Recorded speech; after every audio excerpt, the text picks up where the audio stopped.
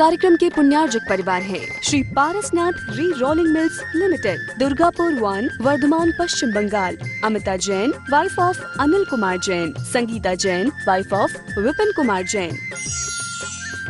ऋषभ जैन, शुभम जैन, अलका जैन, सृष्टि जैन एवं समस्त जैन परिवार, दिल्ली।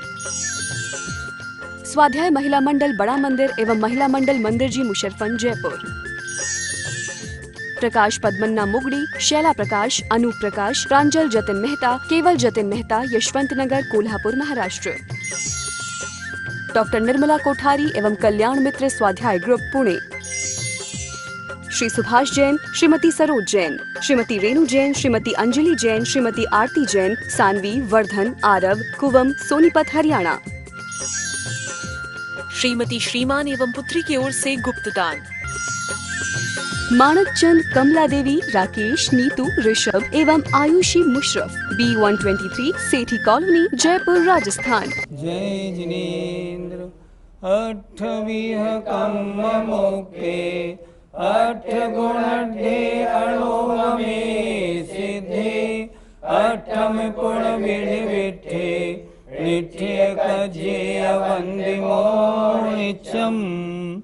पंच परमेष्ठी भगवान की जय। आचार्य कुंद कुंद महाराज के जितने भी ग्रंथ वर्तमान में प्राप्य हैं, सुनते हैं उन्होंने 84 पाहुड़ों की रचना की, पर वर्तमान में जितने भी ग्रंथ प्राप्य हैं, जितनी भी भक्तियाँ आदि हैं, वारसाणुवेखा आदि हैं, उन सब के निष्कर्ष रूप, उन सब के जूस रूप से जो गाथाएं थी महत्वपूर्ण, उनका संकलन करके ये ग्रंथ बनाया गया, कुंद कुंद का कुंदन। आप लोग पिछले 2 माह से इसको सुन रहे हैं। आज वो दिन आ गया जिस दिन ये ग्रंथ आज पूरा होने जा रहा है। शायद आपको अच्छा लगा होगा। आइए आज अब अंतिम गाथा की ओर बढ़ते हैं। मुनियूण एतदर्थम तदनुगमनुज्जदो निहद मोहो, पस्मीय राग दोषो हवदिहद परावरो जीवो। मुनियूण जानकर, एतद अट्ठम, इस ग्रंथ में कहे गए आत्मा को, आत्म पदार्थ को, तद अणुगणुमण उज्जदो, उस ग्रंथ के अनुसार जिन्होंने चलने के लिए उद्यम किया है, तद अनुगमन उज्जदो, जो ग्रंथ में पढ़ा उसके अनुगमन करने का जिन्होंने उद्यम किया है। निहद मोहो, जिन्होंने मोह को नष्ट कर दिया है, मिथ्यात्व को नष्ट कर दिया है, जिन्होंने दर्शन मोहनी, चारित्र मोहनी को नष्ट कर दिया है। पस्मीय रागत दोषो, जिनके राग और द्वेष शांत हो गए हैं। ऐसे जो जीव हैं वे हद परावरो, पूर्वापर बंध जिन्होंने नष्ट कर दिया है, ऐसे होते हैं, अर्थात मोक्ष को प्राप्त करते हैं। क्या कहना चाह रहे हैं ग्रंथ के अंत में? इस प्रकार अपने आत्म स्वरूप को जानकर तद अनुगमन उद्यतो, उसको प्राप्त करने के लिए जो उद्यत हैं, निहद मोहो, जिन्होंने नष्ट कर दिया है मोह को, पस्मीय, शांत हो गए हैं राग द्वेष जिनके।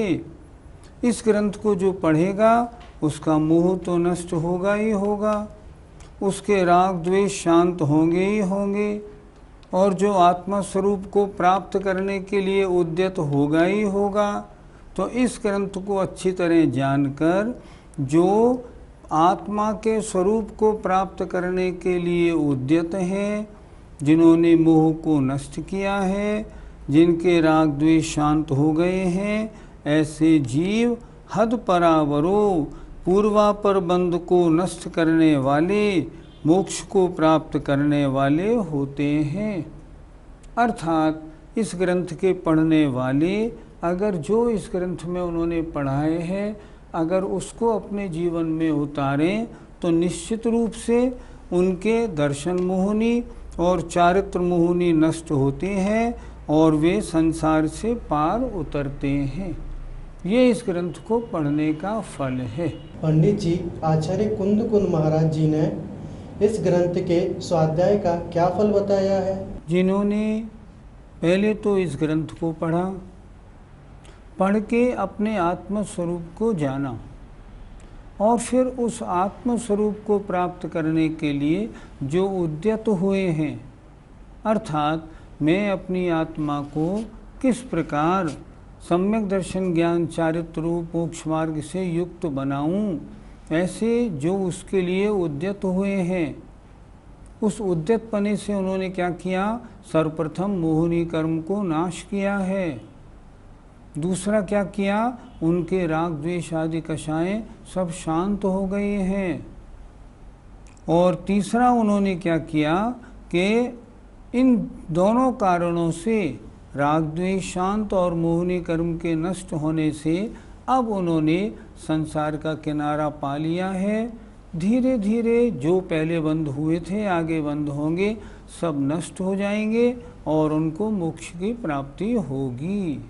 इसलिए इस ग्रंथ की महिमा अपरंपार है। ग्रंथ की समाप्ति होने जा रही है। आइए अंतिम गाथा देखते हैं। इदिनिच्छय भवहारम जम्भणियम कुंद कुंद मुनिराहे, जो भावै शुद्ध मनो सो पावै परमणि वाणम। इति इस प्रकार निश्चय और व्यवहारने के द्वारा, जम माने जो, भणियम माने कहा है, कुंद कुंद मुनिनाथ माने आचार्य ने। क्या अर्थ हुआ? इस प्रकार कुंद कुंद आचार्य ने जो निश्चय और व्यवहारने से जो कुछ कथन किया है, उसको जो शुद्ध मन से भाता है, पढ़ता है, विचारता है, स्वीकार करता है और उसके अनुसार अपनी प्रवृत्ति बनाता है। जो भावई शुद्ध मनो, जो शुद्ध मन से उसको भाता है, वह परम निर्वाण को प्राप्त करता है। आचार्य कुंद कुंद महाराज, भगवान महावीर, गौतम गणधर और तीसरे आचार्य कुंद कुंद महाराज की हम सब पर बड़ी कृपा है।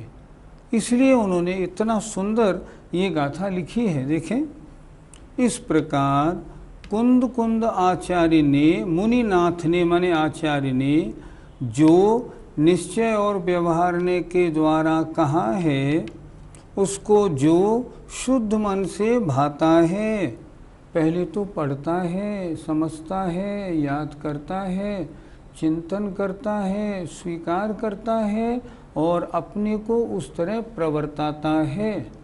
जो ऐसा करता है वह परम निर्वाण को प्राप्त करता है। अभी अंतिम गाथा हमने सबने पढ़ी। अंतिम गाथा में क्या लिखा है? इस प्रकार जो कुंद कुंद महाराज ने निश्चय और व्यवहारने से कथन किया है, जो इसको अच्छी प्रकार भाएगा वह मुक्ति को प्राप्त होगा। हम सबका लक्ष्य है मुक्ति को प्राप्त होना, संसार बंधन को तोड़ना। तो हम क्या करें? जो हमने कुंद कुंद का कुंदन पढ़ा है, इस कुंद कुंद के कुंदन को अच्छी प्रकार पढ़ें।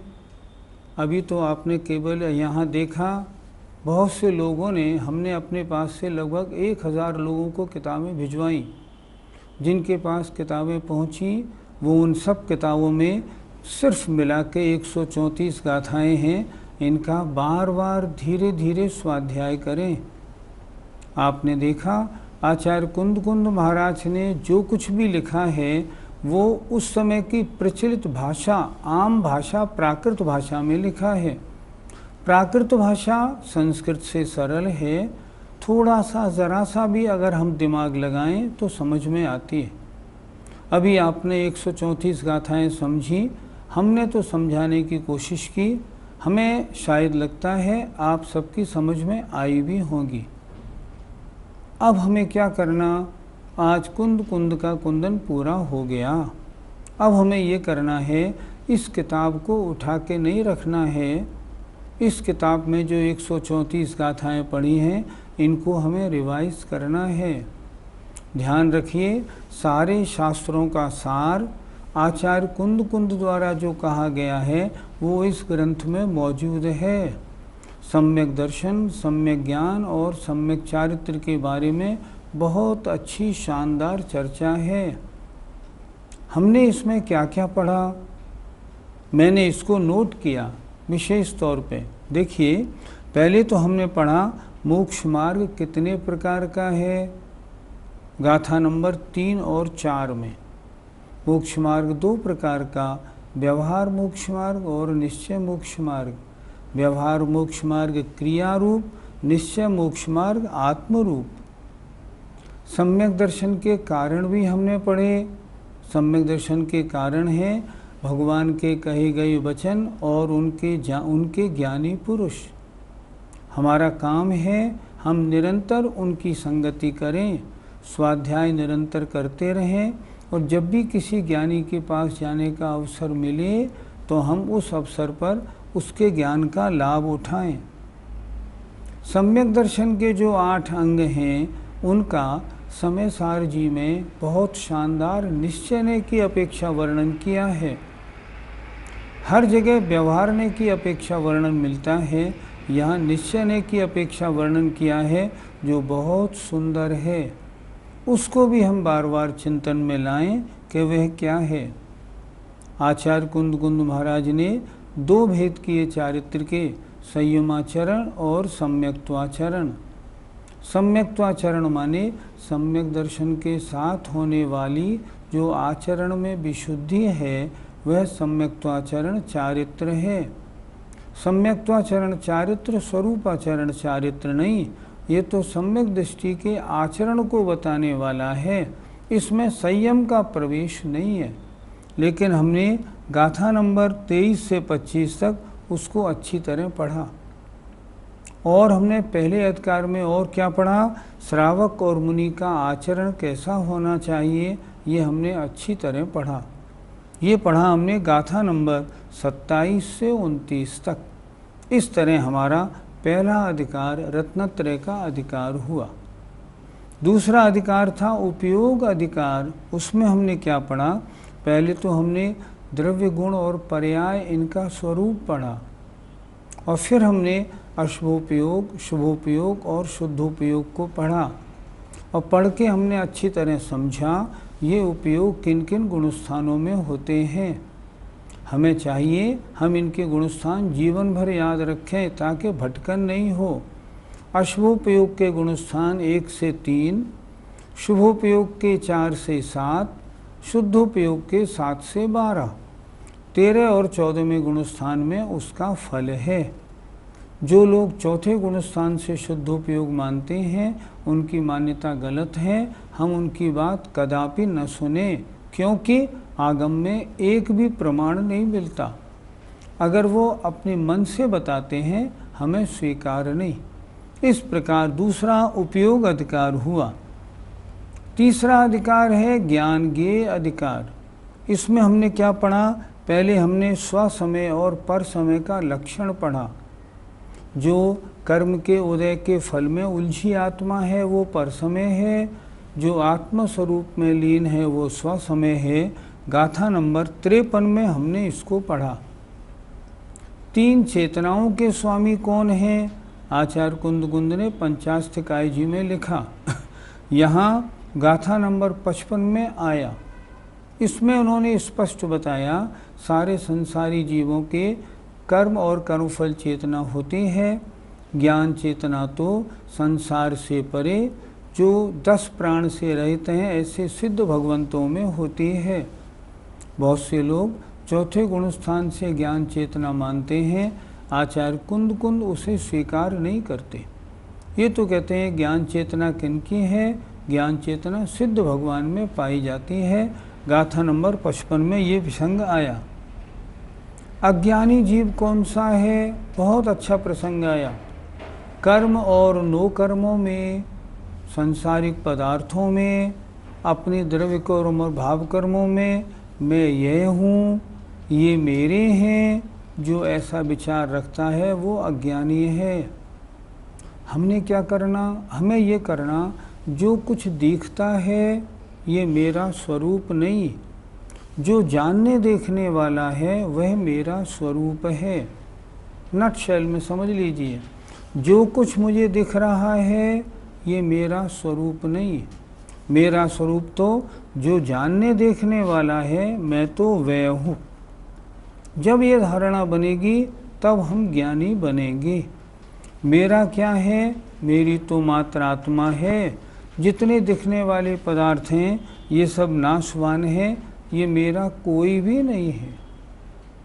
वीतराग सम्यक दृष्टि और उसकी निर्जरा के बारे में गाथा नंबर 62 में बहुत अच्छी तरह बताया है कि वीतराग सम्यक दृष्टि कौन होता है और उसके निर्जरा कितनी होती है। सराग सम्यक दृष्टि के यदा कदा निर्जरा होती है, लेकिन सराग सम्यक दृष्टि अगर वृत्त सहित हो जाए तो उसके प्रति समय होती है। और वीतराग सम्यक दर्शन तो मुनि महाराजों के शुद्ध उपयोग में होता है, उनके तो निर्जरा ही निर्जरा होती है। अच्छी तरह बताया। अभव्य के धर्म सेवन क्यों नहीं होता? वो करता, कोशिश तो करता है, मुनि भी बना, मुनि बनने के बाद तपस्या भी की, 9वें ग्रहवेग तक पहुंचा। कमी क्या रह गई? कमी ये रह गई, उसने जो भी तपस्चरण किया है वह तपस्चरण भोगों के लिए किया। मैं स्वर्ग में इंद्र बनूं, अहम इंद्र बनूं, ऐसी सोचना, ऐसी बात उसके मन में थी, इसलिए जो कुछ उसने किया वो भोगों के लिए किया, कर्म क्षय के लिए किया ही नहीं।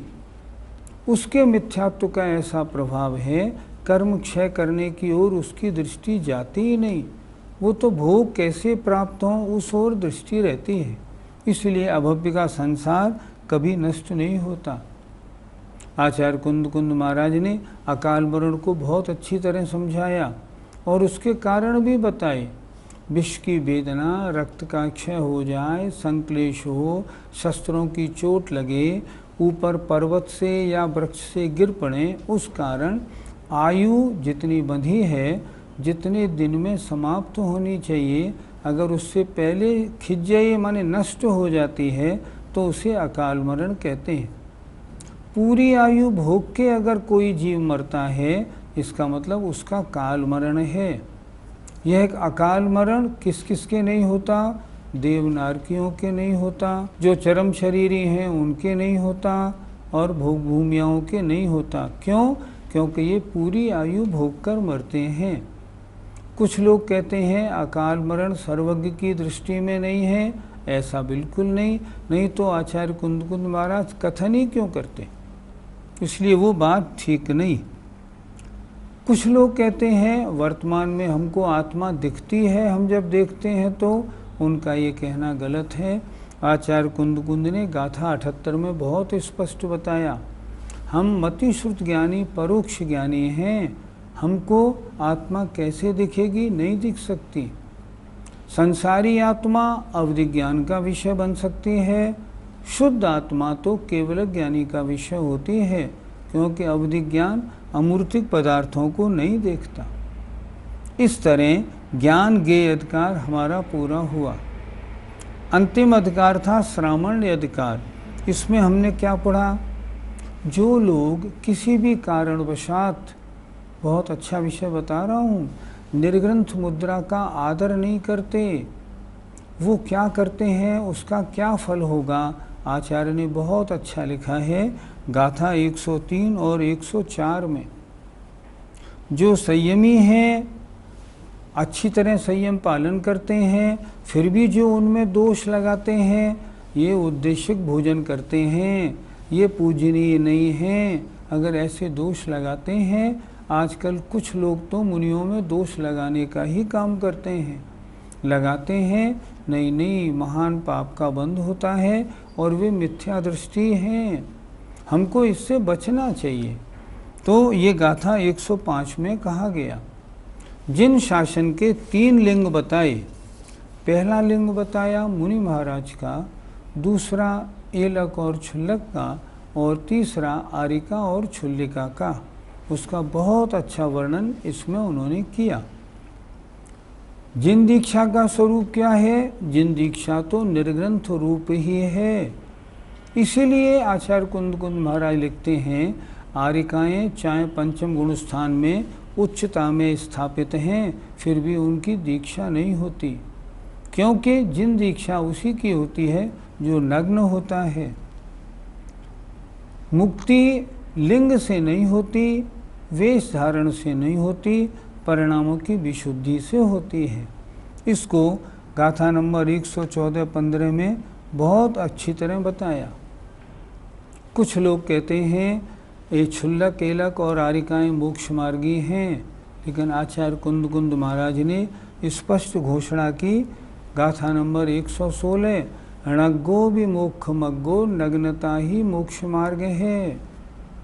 अगर वस्त्र है तो अभी मोक्ष मार्ग नहीं। बहुत अच्छी गाथा लिखी, जिसके अनुसार क्षुल्लक, एलक और आरिकाएँ ये मोक्ष के मार्ग पर चल पड़ी हैं, अभी मोक्ष मार्ग इनका प्रारंभ नहीं हुआ। आगे होगा, अगर सम्यक सहित हैं तो निश्चित होगा, इसमें कोई दिक्कत नहीं। मुनि महाराज के लिए समता परमावश्यक है। अगर समता नहीं तो वन में रहना, व्रत उपवास करना, स्वाध्याय ध्यान करना सब बेकार है। इसलिए सबसे पहले समता धारण करें। हम गृहस्थों के लिए भी, अगर हमें घर में रहते हुए भी धर्मात्मा बनना है, पहले हमको समता धारण करनी चाहिए। समता का मतलब होता है अच्छे और बुरे में समान परिणाम। किस मुनि की कौन वंदना करे, हम किसकी वंदना करें, किसकी नहीं करें, बहुत स्पष्ट लिखा है उन्होंने। आगम के अनुसार जिनका आचरण है वे वंदनीय हैं, जिनके पास रंच मात्र भी परिग्रह है वे वंदनीय नहीं। स्पष्ट बहुत अच्छी गाथाएं लिखी हैं, वे वंदनीय नहीं हैं, वे तो स्वयं निगोद जाने वाले हैं, उनकी हम क्या वंदना करेंगे। बहुत अच्छी तरह लिखा है। एक बात और लिखी है, लौकिक श्रमण कौन होते हैं? जो लौकिक कार्यों में उलझे हैं। यंत्र, मंत्र, तंत्र, वैद्य, ज्योतिष, इनमें जो उलझे हुए हैं वे सब लौकिक श्रमण हैं। ये श्रमण नहीं हैं, श्रवणाभास हैं, नाम के श्रमण हैं, इनमें मुनिपना है ही नहीं। बहुत अच्छी चर्चा इसमें इन्होंने की है। मुनि महाराज किसकी संगति करें, किसकी वंदना करें, किसकी वंदना नहीं करें, इसकी चर्चा बहुत अच्छी की है। संगति किसकी करो? जो अपने समान या अपने से बड़ा गुण वाला है, उसकी संगति करेंगे तब तो हमारा चारित्र सुरक्षित रहेगा, नहीं तो हम डावाडोल हो जाएंगे। हम किसकी वंदना करें? जो शिथिलाचारी नहीं है, जिनका आगम के अनुसार आचरण है। ये बात हमें बहुत अच्छी तरह समझनी चाहिए। इस संबंध में जो भी गाथाएं कुंद कुंद के कुंदन की हैं, ये बहुत अच्छी कही गई हैं। इनको बार बार पढ़ें, हम ये निर्णय बनाएं कि कौन मुनि वंदना योग्य है और कौन मुनि वंदना योग्य नहीं। और सबसे अंत में जो मुनि महाराज की भक्ति करते हैं, जो मुनि महाराज शुभोपयोग शुद्धोपयोग में गमन करने वाले हैं, ऐसे मुनियों की भक्ति का फल तो निर्वाण और महान पुण्य का बंध है। बाकी जो मुनि महाराज अशुभोपयोगी शिथिलाचारी हैं, उनकी अगर हम भक्ति करते हैं, उनकी व्यवस्था करते हैं, उनको आहार देते हैं, उनके मोबाइल में हम पैसे डलवाते हैं, तो ये हम शिथिलाचार का सपोर्ट करने वाले होने से, पाप की अनुमोदना करने वाले होने से महान पाप के भागी होते हैं। इनसे हम बचें। इस प्रकार मैंने सारांश में आपको कुंद कुंद कुंदन के अमृत की गाथाएं बताई। फिर आपसे निवेदन है, इस किताब को उठा के नहीं रखना, स्वयं पढ़ना, औरों से भी कहना आप भी पढ़ो। अगर आपके मंदिर जी में नित्य स्वाध्याय होता है, इस ग्रंथ को स्वाध्याय में लेना। सबसे बड़े आचार्य आचार्य कुंद कुंद महाराज, और उनके सारे ग्रंथों को तो हम पढ़ेंगे नहीं। यदि उनके सारे ग्रंथों को हम नहीं पढ़ पाएंगे तो हम इतना तो करें कि उनके ग्रंथों का जो सारांश है उसको तो हम बार बार पढ़ लें। इसलिए अपने मंदिर जी में स्वाध्याय में इस ग्रंथ का स्वाध्याय करना। जय जिनेंद्र। इस कार्यक्रम के पुण्यार्जक परिवार हैं Shri Parasnath re rolling mills limited, Durgapur 1, Bardhaman, Paschim Bengal. Amita Jain, wife of Anil Kumar Jain. Sangeeta Jain, wife of Vipin Kumar Jain. Rishabh Jain, Shubham Jain, Alka Jain, Srishti Jain एवं समस्त जैन परिवार, दिल्ली। स्वाध्याय महिला मंडल बड़ा मंदिर एवं महिला मंडल मंदिर जी, मुशर्रफन, जयपुर। प्रकाश पद्मन्ना मुगड़ी, शैला प्रकाश, अनूप प्रकाश, प्रांजल जतिन मेहता, केवल जतिन मेहता, यशवंत नगर, कोल्हापुर, महाराष्ट्र। डॉक्टर निर्मला कोठारी एवं कल्याण मित्र स्वाध्याय ग्रुप, पुणे। श्री सुभाष जैन, श्रीमती सरोज जैन, श्रीमती रेणु जैन, श्रीमती अंजलि जैन, श्रीमती आरती जैन, सानवी, वर्धन, आरव, कुवम, सोनीपत, हरियाणा। श्रीमती श्रीमान एवं पुत्री की ओर से गुप्तदान।